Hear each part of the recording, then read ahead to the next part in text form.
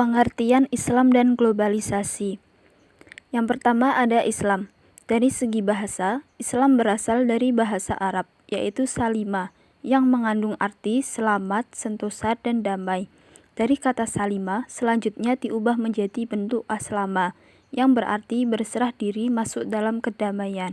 Selain itu juga berarti memelihara dalam keadaan sentosa, menyerahkan diri, tunduk, patuh, dan taat.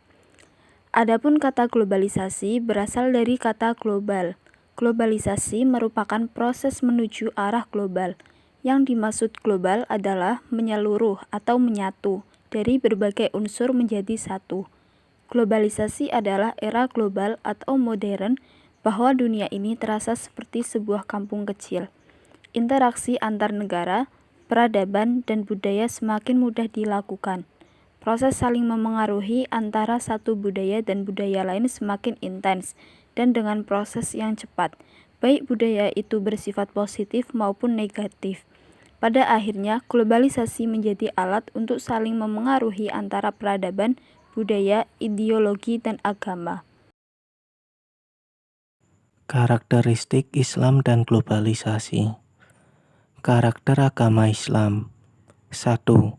Menjanjikan keselamatan dunia akhirat. 2. Agama yang sempurna. 3. Menjelaskan sesuatu yang semuanya untuk keselamatan manusia. 4.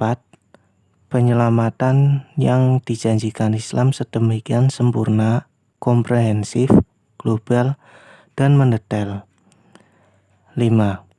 Penyerahan diri seorang muslim tertuju kepada Allah SWT secara mutlak, dan seterusnya. Karakter globalisasi. 1. Internasionalisasi. 2. Liberalisasi.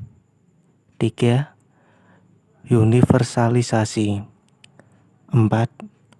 Westernisasi. 5. Suprateritorialisme.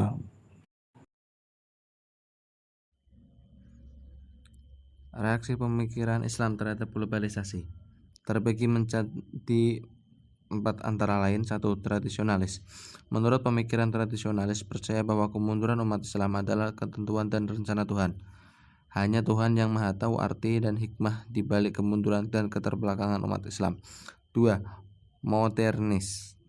Dalam masyarakat barat, modernisme mengandung arti pikiran, aliran, gerakan, dan usaha untuk mengubah paham-paham dan institusi lama untuk disesuaikan dengan suasana baru.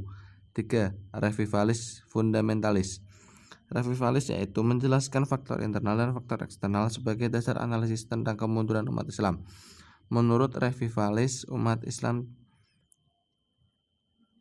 terbelakang karena mereka menggunakan ideologi lain sebagai dasar Al-Quran daripada menggunakan Al-Quran.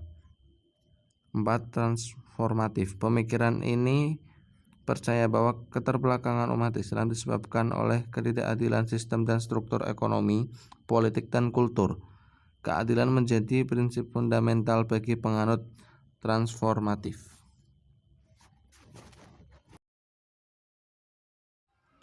Pengaruh globalisasi terhadap umat Islam.